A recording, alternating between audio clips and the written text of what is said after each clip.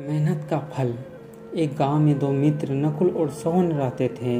नकुल बहुत धार्मिक था और भगवान को बहुत मानता था, जबकि सोहन बहुत मेहनती था। एक बार दोनों ने मिलकर 1 बीघा जमीन खरीदी, जिससे वह बहुत फसल उगाकर अपना घर बनाना चाहते थे। सोहन तो खेत में बहुत मेहनत करता, लेकिन नकुल कुछ काम नहीं करता, बल्कि मंदिर में जाकर भगवान से अच्छी फसल के लिए प्रार्थना करता था। इसी तरह समय बीतता गया। कुछ समय बाद खेत की फसल पककर तैयार हो गई, जिसको दोनों ने बाजार ले जाकर बेच दिया और उनको अच्छा पैसा मिला।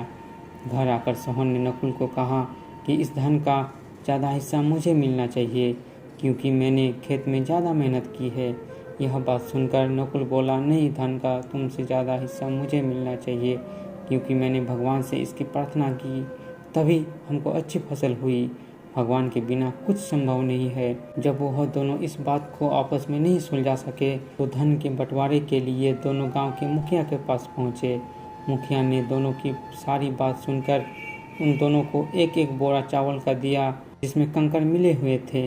मुखिया ने कहा कि कल सुबह तक तुम दोनों इसमें से चावल और कंकड़ अलग करके लाने हैं, तब मैं निर्णय करूंगा कि इस धन का ज़्यादा हिस्सा किसको मिलना चाहिए। दोनों चावल की बोरी लेकर अपने घर चले गए। सोहन ने रात भर जागकर चावल और कंकड़ को अलग किया, लेकिन नकुल चावल की बोरी को लेकर मंदिर में गया और भगवान से चावल में से कंकड़ अलग करने की प्रार्थना की। अगले दिन सुबह सोहन जितने चावल और कंकड़ अलग कर सका, उसको ले जाकर मुखिया के पास गया, जिसे देखकर मुखिया खुश हुआ। नकुल वैसी की वैसी बोरी को ले जाकर मुखिया के पास गया। मुखिया ने नकुल को कहा कि दिखाओ तुमने कितने चावल साफ किए हैं। नकुल ने कहा कि मुझे भगवान पर पूरा भरोसा है कि सारे चावल साफ हो गए होंगे।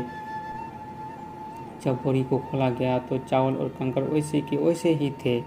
जमींदार ने नकुल को कहा कि भगवान भी तभी सहायता करते हैं जब तुम मेहनत करते हो। जमींदार ने धन का ज़्यादा हिस्सा सोहन को दिया। इसके बाद नकुल भी सोहन की तरह खेत में मेहनत करने लगे और अब की बार उसकी फसल पहले से भी अच्छी हुई। सीख। इस कहानी से हमें यह सीख मिलती है कि हमें कभी भी भगवान के भरोसे नहीं बैठना चाहिए। हमें सफलता प्राप्त करने के लिए मेहनत करनी चाहिए। धन्यवाद।